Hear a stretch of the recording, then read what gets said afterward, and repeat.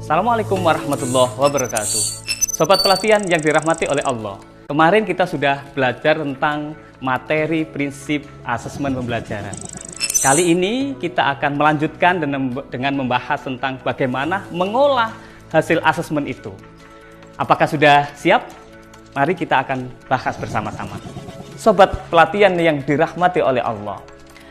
Selanjutnya kita akan bagaimana melakukan pengolahan hasil asesmen. Dalam melakukan pengolahan hasil asesmen ini, ada beberapa hal yang penting untuk diperhatikan. Yang pertama adalah pengolahan hasil asesmen ini bisa dilakukan baik secara kualitatif maupun kuantitatif. Ini yang berbeda dengan kurikulum sebelumnya, bahwa guru diberikan kewenangan opsi untuk bagaimana hasil asesmen itu dilakukan baik secara kuantitatif maupun kualitatif. Artinya ini tidak mudah untuk kemudian guru dengan mengukur dengan angka-angka saja. Tapi penting juga di balik angka itu adalah ada deskripsi kemampuan kompetensi yang dikuasai oleh peserta didik, yang ini menjadi penting dibaca oleh baik guru, kepala madrasah maupun terutama orang tua peserta didik. Yang ini nanti tentu bisa menjadi bahan diskusi tentang pencapaian belajar peserta didik. Yang kedua, dalam menggunakan nilai ketika penilaiannya dilakukan secara kuantitatif, ini penting. Tidak kemudian nanti menggunakan dengan angka mutlak guru, tapi disarankan untuk menggunakan interval nilai.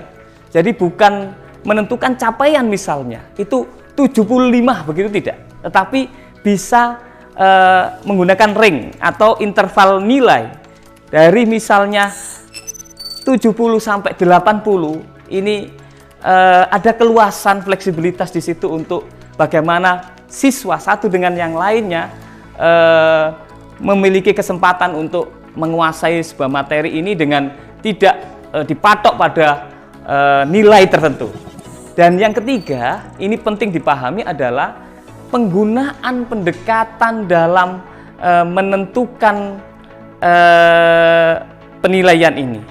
Yakni bisa saja dalam melakukan pengolahan laporan ini menggunakan tiga, yakni deskripsi kriteria, menggunakan rubrik, dan juga bisa menggunakan interval nilai. Sobat pelatihan yang dirahmati oleh Allah, bagaimana contoh ketika guru menggunakan deskripsi kriteria? Jadi dalam sebuah tujuan pembelajaran, satu tujuan pembelajaran, guru bisa mendeskripsikan tentang sesuai dengan target yang ditentukan pada awal pencapaian seperti apa. Maka guru bisa menggunakan deskripsi kriteria sesuai dengan TP yang sudah ditentukan tadi. Sobat pelatihan yang dirahmati oleh Allah. Yang kedua, guru juga bisa menggunakan rubrik penilaian. Rubrik ini ada kriteria yang sudah ditentukan oleh guru sebelumnya, kemudian menggunakan beberapa kriteria yang sudah ditetapkan untuk nanti apakah bisa sebagai bagaimana guru melihat tentang capaian pembelajaran itu melihat pada rubrik yang sudah ditentukan itu. Apakah anak sudah menguasai atau belum menguasai? Sederhananya seperti itu. Dan yang ketiga, sobat pelatihan yang dirahmati oleh Allah, yang ketiga adalah menggunakan teknik atau cara dengan interval nilai. Ada satu TP tertentu seperti yang tadi dicontohkan, itu guru bisa menggunakan range atau interval nilai, misalnya kemampuan mulai dari 0 sampai 50, kemudian 51 sampai 70, 71 sampai 100. Itu siswa tidak dijasifikasi tentang ini mampu atau tidak mampu, tapi secara faktual guru bisa memastikan bahwa kemampuan anak pada materi ini atau pada tujuan pembelajaran ini pada tingkat apa. Nah, ini bisa dilihat di situ. Sobat pelatihan yang dirahmati oleh Allah, Ada dua hal dalam pengolahan hasil asesmen. Yang pertama adalah mengolah setiap tujuan pembelajaran. Dan yang kedua nanti bagaimana mengolah hasil asesmen pada akhir semester maupun pada akhir tahun. Nah, yang pertama Sobat pelatihan yang dirahmati oleh Allah, bagaimana nanti guru itu mengolah hasil asesmen itu pada setiap TP. Jadi setiap akhir tujuan pembelajaran nanti akan dilakukan asesmen sumatif dan guru bisa melakukan ini setiap tujuan pembelajaran maupun beberapa tujuan pembelajaran. Tapi lebih mudahnya mungkin bisa dilakukan pada setiap tujuan pembelajaran. Nah, ini kewenangannya ada pada guru. Bagaimana setiap selesai pada satu tujuan pembelajaran, guru bisa melakukan pengolahan hasil asesmen atau melakukan asesmen sumatif ini. Nah, nanti kalau misalnya dalam satu semester guru ada mengajarkan 5 TP, maka ada hasil asesmen 5 yang akan diolah oleh guru menjadi laporan selanjutnya nanti. Dan yang kedua nanti guru akan melakukan pengolahan hasil asesmen ini pada akhir, apakah itu akhir semester maupun akhir tahun pelajaran nanti. Nah, ada dua cara untuk melakukan pengolahan hasil asesmen pada akhir semester maupun akhir tahun. Cara yang pertama itu adalah cara bagaimana guru mengolah penilaian ini dalam bentuk kuantitatif atau dalam bentuk angka-angka. Dan yang kedua nanti guru bisa melakukan penilaian secara kualitatif atau deskriptif.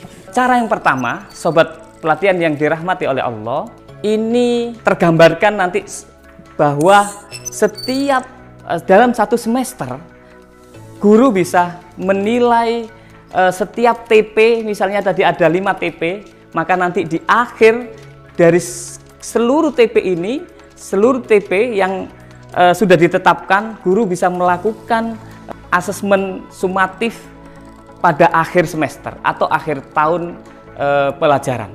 Nah, ini nanti bentuknya adalah berupa seperti pada umumnya, yakni berupa angka-angka mulai 0 sampai 100.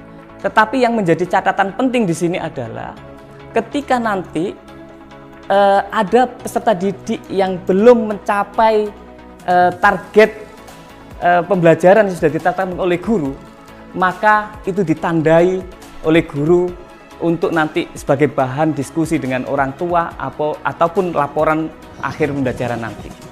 Tetapi ini menjadi penting untuk guru bahwa bukan berarti siswa yang ketika tidak mencapai target kriteria yang sudah ditetapkan pada awal itu tidak perlu dipaksakan untuk mencapai itu. Tapi lanjut saja untuk setiap TP pindah ke TP yang lainnya, bisa secara faktual guru menyampaikan hasil penilaian apa adanya. Termasuk nanti ketika semester 1 pindah ke semester 2.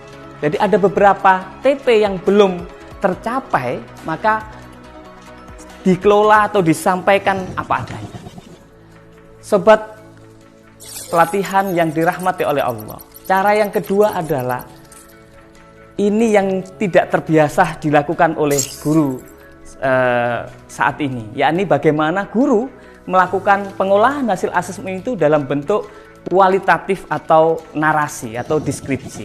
Ini di kurikulum Merdeka diberikan kewenangan guru untuk melakukan penilaian dalam bentuk deskripsi.